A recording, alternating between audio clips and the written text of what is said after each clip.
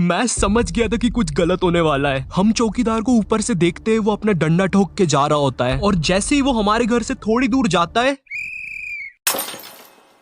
ये सीटी चौकीदार ने नहीं बजाई थी, ये यश था।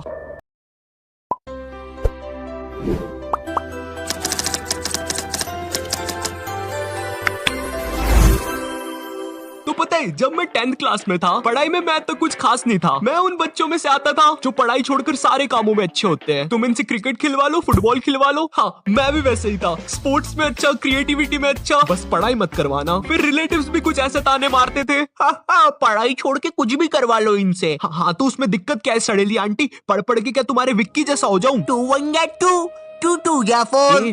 नहीं, सब ठीक हो जाएगा। तो 10th क्लास बोर्ड होती है और इस क्लास में तुम्हारे पास चॉइस नहीं होती, तुम्हें पढ़ना ही पड़ेगा घर वालों के प्रेशर के कारण। फिर यहाँ तुम्हारी क्रिएटिविटी या टैलेंट काम नहीं आते। भले तुम्हें जमीन पे सर रख के इतना तेज घूमना आता है कि तुम उड़ भी सकते हो।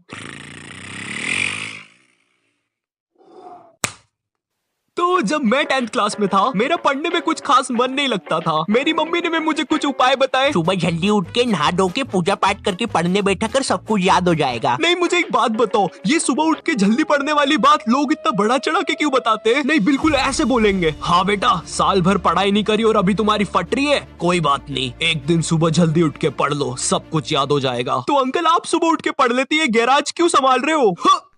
क्योंकि मैं सुबह उठ के पाना फेंकने की प्रैक्टिस करता था साले, बात करता है। अब देखो, मेरे से तो पढ़ाई हो नहीं रही थी और मेरे 10th के प्री बोर्ड्स भी पास आ रहे थे, तो मैंने सोचा कि मैं मेरे एक दोस्त के साथ पढ़ाई कर लेता हूँ। तो उस टाइम मेरा एक दोस्त था, उसे हम बोलेंगे यश, क्योंकि उसका रियल नेम यशश था और मुझे वो बहुत अजीब लगता था। ऐसा लगता था 2 यश नाम के बंदे एक ही में घुसेड़ दिए।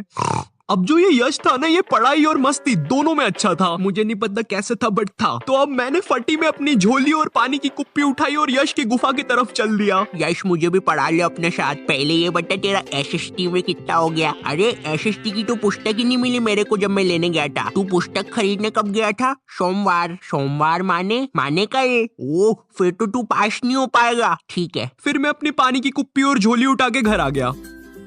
नहीं, ऐसा कुछ भी नहीं हुआ था, ठीक है। मैंने यश को समझाया था कि मैं कवर कर लूंगा उसके साथ सारा कोर्स, तो वो भी जैसे तैसे मान गया, क्योंकि उसको भी वापस से पूरा सिलेबस रिवाइज करना था। पूरा सिलेबस वापस से रिवाइज, समझ रहे हो? और इधर एक मैं हूँ जिसे सिलेबस तक नहीं पता। मेरे पास कुछ था तो वो थे पुराने साल के क्वेश्चन पेपर्स, क्योंकि वो रिपीट होते हैं। मगर खैर, यश के साथ मेरी पढ़ाई सही चल रही थी। बट फिर मेरे 2 और दोस्त, जिनकी सेम मेरी जैसी हालत थी, वो भी यश के घर आ जाते हैं पढ़ने के लिए, और यश उन्हें आने भी देता है। और कसम से ये बहुत बड़ी गलती थी हमारी। अभी तक हम बस 2 लोग थे, इसलिए हमारी पढ़ाई अच्छी चल रही थी। बट अब हम 4 लोग हो चुके थे। हम जैसे ही पढ़ने बैठते हैं, थोड़ी देर बाद पता नहीं क्या होता है, हम सब मजा कर रहे होते हैं। ओए यारों का यार, दुश्मनों की हार, रोल नंबर 21 बना सुपरस्टार। सुनो कहानी नंबर 1, इसका रोल नंबर 21। अभी चल क्या रहा है, हम तो पढ़ाई करने बैठे थे ना। पता है, हमने पूरा दिन मैगी खाने में और कार्टून्स की बात करने में लगा दिया था। इसलिए कभी भी ग्रुप स्टडीज करने मत जाना, ठीक है? ग्रुप स्टडीज स्मार्ट लोगों की चीज नहीं होती है यार। और मुझे पता है तुम लोग काफी ज्यादा स्मार्ट हो, और मैं श्योर हूँ तुमने रेलेवल के बारे में भी सुना ही होगा, और काफी लोगों ने तो अभी तक रजिस्टर भी कर दिया होगा।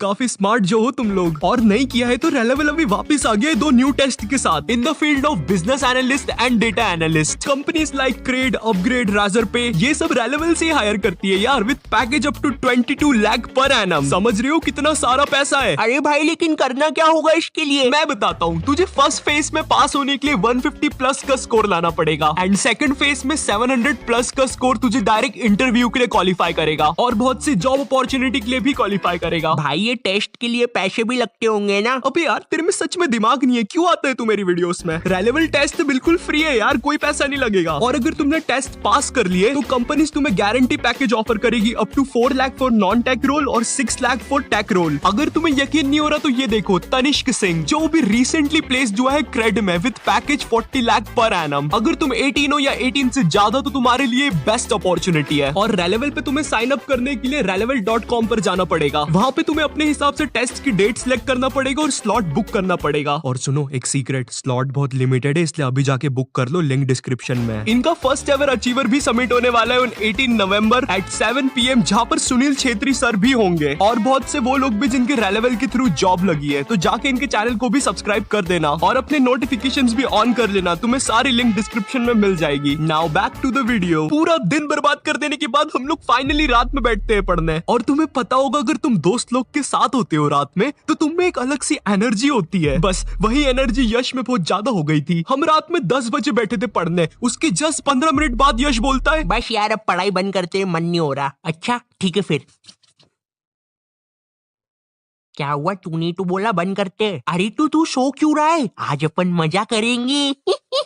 भाई तू ऐसे क्यों हंस रहा है, मुझे डर लग रहा है। सुन उधर से नमकीन लेके आ, फियर फाइल्स लगा टीवी पे। भाई ये बंदा पढ़ाई छुड़वा के माहौल बनाने में लगा है। देखते ही देखते रात में 10 से 2 बज जाती है। बट फिर हमें एक आवाज आती है।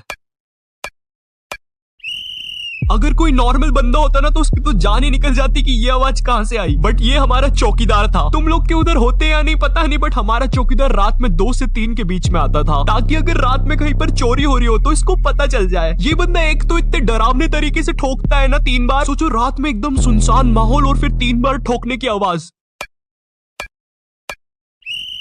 भाई ऐसा चौकीदार हो तो मैं तो कभी चोरी ना करूं। क्या भूत भूत बुलाता है क्या रात में 3 बार ठोक के। खैर अब हम लोग को आती है चौकीदार की आवाज रात में। 1 सेकंड के लिए तो हम सब शांत हो गए।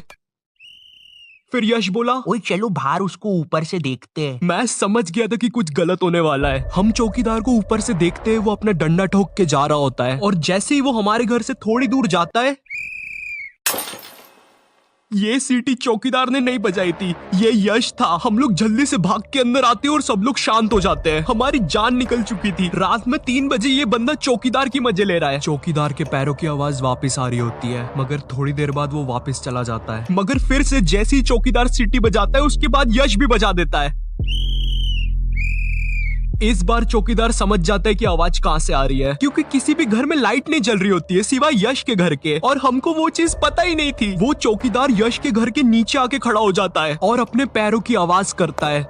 यश को लगता है वो फिर से चला गया। यश गेट खोल के जैसे ही बाहर निकलता है सीटी बजाने। हाँ चल देख लिया, अब नीचे आजा, तेरी सीटी बजाता हूँ, चल जल्दी नीचे आ। हम लोग कसम से इतना तेज भागते हैं घर के अंदर, लाइट बंद करके एकदम शांत। बट वो चौकीदार अब यश का गेट ठोकने लग जाता है जम से। हम लोग की बहुत गंदी फट चुकी थी और यश के घर वालों में से कोई उठ जाता ना, हमारा तो खेल ही खत्म हो जाना था। मगर थोड़ी देर बाद वो चौकीदार अपने आप चला जाता है, मुझे नहीं पता कैसे, बट